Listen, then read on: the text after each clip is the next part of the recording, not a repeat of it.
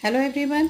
हम लोग सभी जानते हैं कि दुनिया में सबसे ज़्यादा आयु वर्ग के लोग जापान में होते हैं।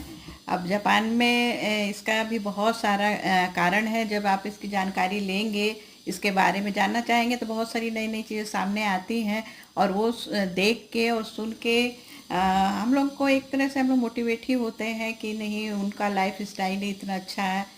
तो इसी तरह जानकारी में लेते हुए मुझे ये पता चला कि आप लोग, मैं भी थोड़ा सा अचंभित थी और आप लोगों को भी सुन के अच्छा लगेगा कि वहाँ पे एक शहर ही है जापान के पास में, ओकिनावा करके।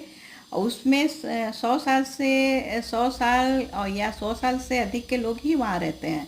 उससे कम लोगों को वहाँ नहीं रहने दिया जाता है। यदि कम एज के 50-60 साल के लोग वहाँ जाएं और बोले कि मुझे यहाँ पे रेंट पे दे दीजिए, तो उन्हें कहा जाता है कि नहीं, 50-60 साल बाद आइएगा। और उस शहर की बात सुनिए कि उसके बाहर में ही जैसे एंट्री होती है, वहाँ पे बाहर में लिखा हुआ है कि यहाँ पे 100 साल से कम लोगों को का दाखिला नहीं होता है। और दूसरी चीज़ कि 100 साल से पहले यहाँ मृत्यु का आना भी मना है।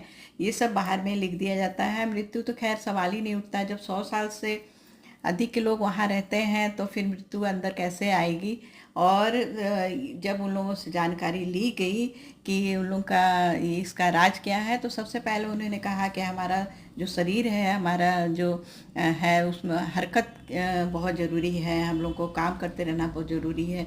और इसके लिए हम लोग कभी भी किसी से, अपने काम के लिए, घर के काम के लिए कभी भी किसी से हेल्प नहीं लेते हैं। हम लोग खुद का काम खुद करते हैं ताकि हमारा शरीर जो है भगवान ने दिया है, उसे वो प्रॉपर काम करता रहे और सब फंक्शन ठीक ठीक से चलते रहे। ये सबसे बड़ा रीज़न निकल के आया है। और भी बहुत सारी बातें हैं। आप लोगों को पसंद आया है तो लाइक कीजिए, सब्सक्राइब कीजिए। थैंक